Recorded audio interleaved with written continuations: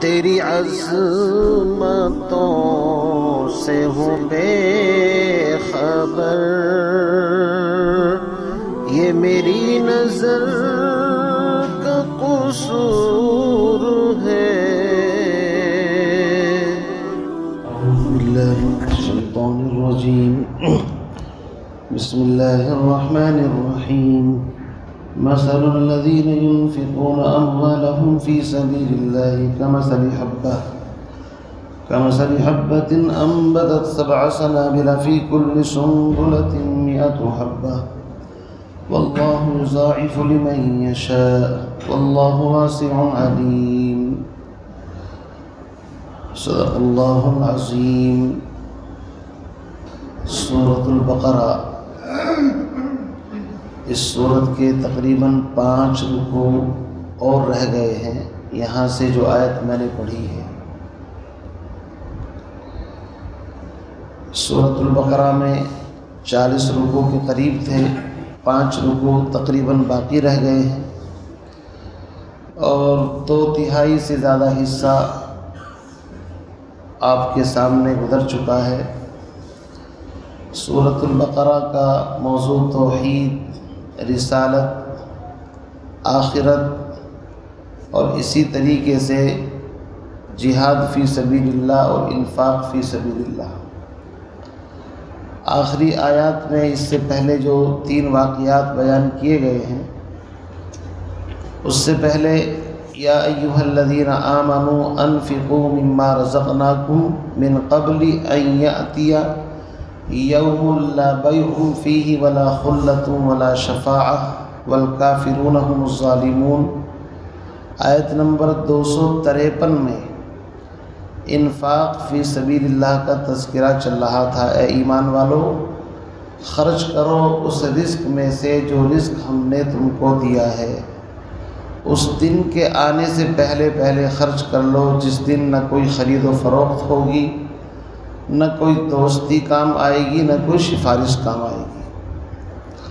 اور اس سے بھی پہلے آیت نمبر 243، آیت نمبر 244، اس میں من ذا الذی یقرض اللہ قرضا حسنا، کون ہے جو اللہ کو قرض حسن دے، پھر اللہ اس کو بڑھا چڑھا کر کے فیضاعفہ لہ اضعافا کثیرہ، چند در چند بڑھا کر کے اس کو واپس کرے۔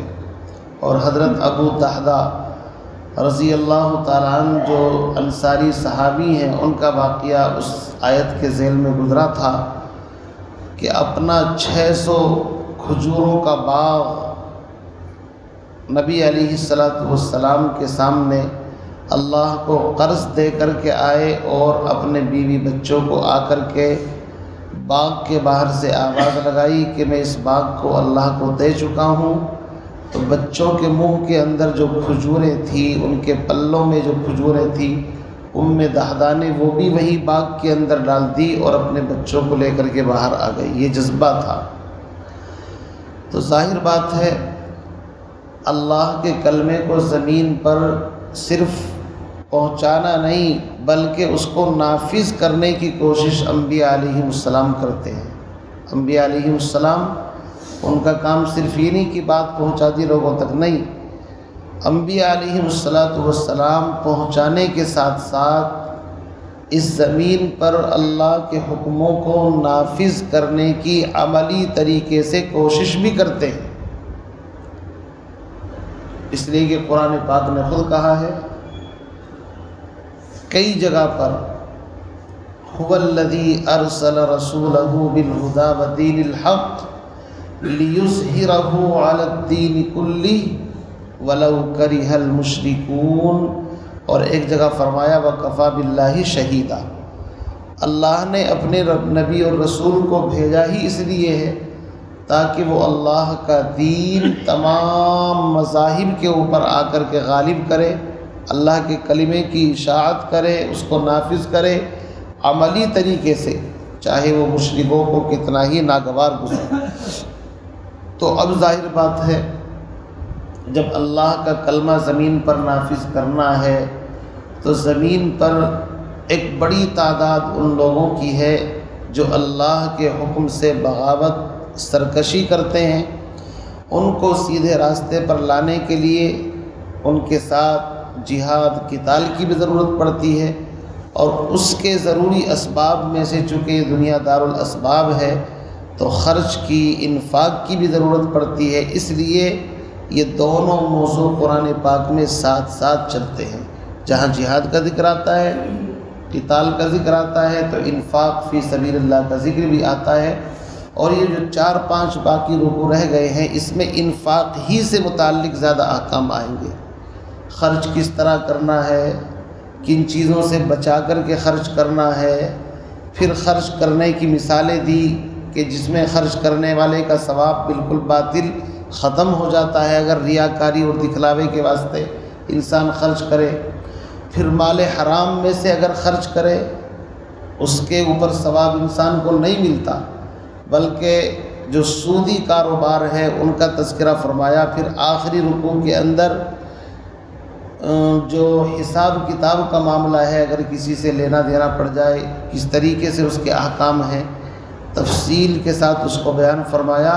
اور پھر پوری صورت کا خلاصہ آمن الرسول سے لے کر کے آخر تک جو ابتدا کے اندر مضمون تھا وہی انتہا کے اندر بھی ہے، اور پھر اس طرح سورہ بقرہ مکمل ہو جاتی ہے۔ دیکھیے یہاں پر اللہ کیا فرماتے ہیں، فرمایا مثل الذین ينفقون اموالهم فی سبیل اللہ، ان لوگوں کی مثال، مثل الذین، مثال ان لوگوں کی، الذین ينفقون اموالهم فی سبیل اللہ، جو لوگ اپنے مال خرچ کرتے ہیں اللہ کے راستے میں، فی سبیل اللہ۔ اس سے اصل مراد جہاد ہی ہوتا ہے، باقی مدرسے، خانقاہیں، پھر دین کے جتنے بھی شعبے ہیں وہ ضمناً فی سبیل اللہ میں ہی آتے ہیں، لیکن اصل اس کا مفہوم اللہ کا راستہ جو ہے وہ کیا ہے، اللہ کے کلمے کو بلند کرنے کے لیے جان مال کو لے کر کے نکلنا، اصل وہ ہے فی سبیل اللہ۔ باقی تو پھر سب اس میں داخل کیے گئے ہیں، چونکہ دین سیکھنا یہ بھی اللہ کا راستہ ہے، اور خانقاہی نظام یہ بھی اللہ کا راستہ ہے۔ تو فرمایا وہ لوگ جو خرچ کرتے ہیں اپنے مال اللہ کے راستے میں، دیکھیے کتنا ثواب ہے۔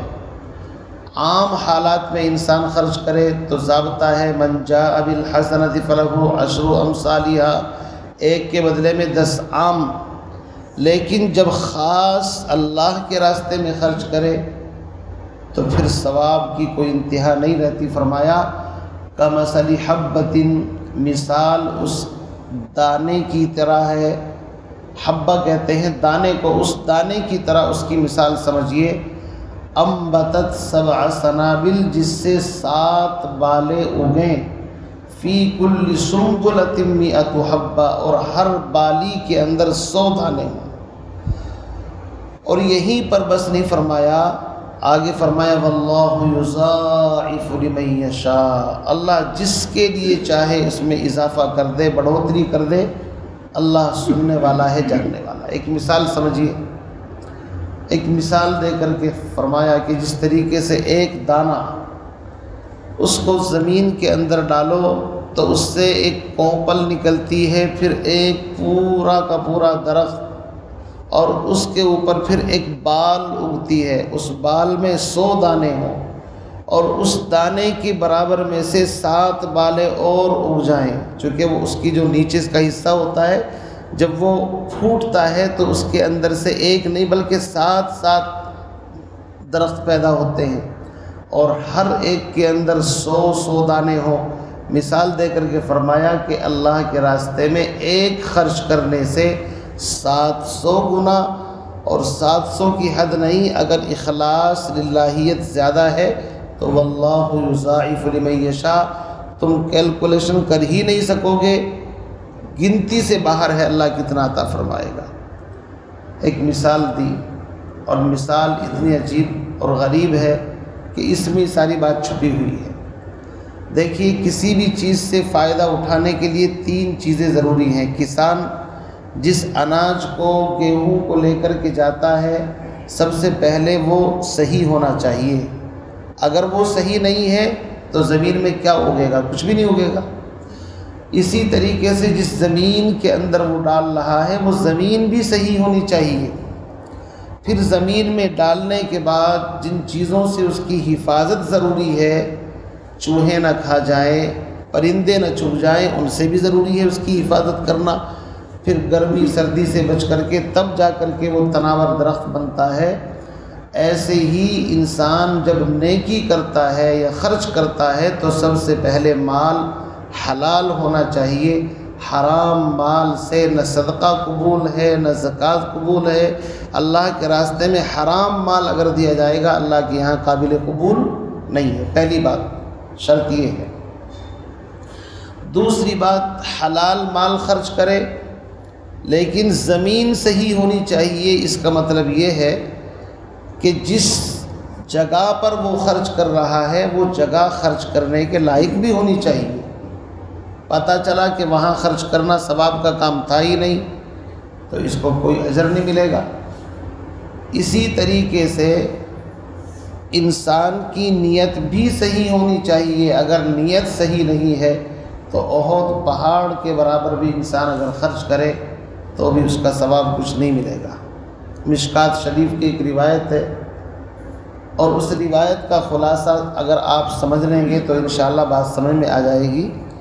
فرمایا کہ گھوڑے 3 قسم کے ہیں۔ ایک گھوڑا وہ ہے کہ جو انسان پالتا ہے وہ اس کو پالنے والے کو جہنم کے اندر لے کر کے جائے گا، اور ایک گھوڑا وہ ہے کہ جس کو انسان پالتا ہے اس کے اوپر اس کو ثواب تو مل جائے گا لیکن اتنا زیادہ ثواب نہیں ملے گا، بس ثواب مل جائے گا مطلقاً۔ اور تیسری قسم کا گھوڑا وہ ہے جس کو انسان پالتا ہے، وہ انسان کو جنت میں لے کر کے جائے گا۔ اس کا کھانا، اس کا پینا، اس کی لید، اس کا پیشاب، ساری کی ساری چیزیں ایسی ہیں گویا کہ جیسے جنت کے اندر۔ اب اس کو سمجھیے۔ فرمایا ایک آدمی گھوڑا پالتا ہے صرف اس لیے تاکہ لوگ یہ سمجھیں کہ اس کے پاس سواری ہے، لوگوں پر فخر جتانے کے لیے، جیسے آج کل لوگ بڑی بڑی گاڑیاں فخر جتانے کے لیے خریدتے ہیں۔ فرمایا کہ اگر کسی کی نیت ریاکاری ہے کہ تو یہ سیدھا جہنم کے اندر جائے گا، اس لیے کہ ریاکاری والا عمل اللہ کو پسند نہیں ہے۔ دوسری چیز، اگر انسان گاڑی خریدتا ہے صرف اپنی ضرورت کے لیے اور کوئی نیت نہیں ہے تو ظاہر بات ہے اس سے جہنم تو اس کے اوپر واجب نہیں ہوگی لیکن کوئی ثواب بھی اس کو نہیں ملے گا، چونکہ اس کی نیت کیا ہے، صرف اپنے لیے ہے، کوئی خاص نیت اس کی ہے ہی نہیں۔ اور اعمال کا دار و مدار کس چیز پر ہے؟ نیت کے اوپر ہے۔ تیسری قسم کا گھوڑا انسان اس لیے پالتا ہے کہ میں اس سے اللہ کے کلمے کو بلند کرنے کے لیے اس کے اوپر سوار ہو کر کے نکلوں گا، تو حدیث کے اندر آتا ہے اس گھوڑے کی لید بھی اعمال کے ترازو کے اندر تولی جائے گی۔ اس کا پیشاب ایک بات سمجھانے کے لیے، کیوں؟ اس لیے کہ یہ بہت اعلیٰ مقصد کے لیے تیار کیا گیا ہے۔ اسی طرح انسان اللہ کے راستے میں اگر دیتا ہے، ناک اونچی کرنے کے لیے خرچ کرتا ہے، کوئی ثواب نہیں۔ اللہ کے راستے میں خرچ کرتا ہے، صلہ رحمی کرتا ہے، لیکن نیت اس کی صحیح نہیں ہے تو کوئی اجر نہیں۔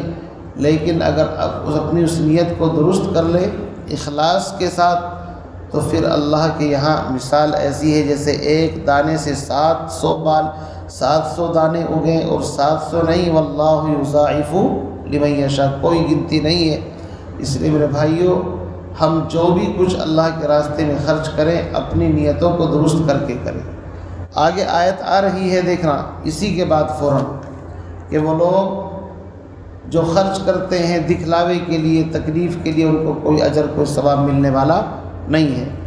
اس لیے اللہ رب العزت کے یہاں ہم خالص کوالٹی والا مال پیش کریں جس میں کوئی شرک نہ ہو، کوئی دکھلاوا نہ ہو، کوئی بڑائی نہ ہو، صرف اللہ کی رضا کے لیے۔ اللہ تعالیٰ سے دعا فرمائے مجھے بھی آپ کو بھی ہر عمل اخلاص کے ساتھ کرنے کی توفیق نصیب فرمائے، ریاکاری سے، دکھلاوے سے ہم سب کی حفاظت فرمائے۔ سبحان اللہ و بحمدہ، سبحانک اللہ۔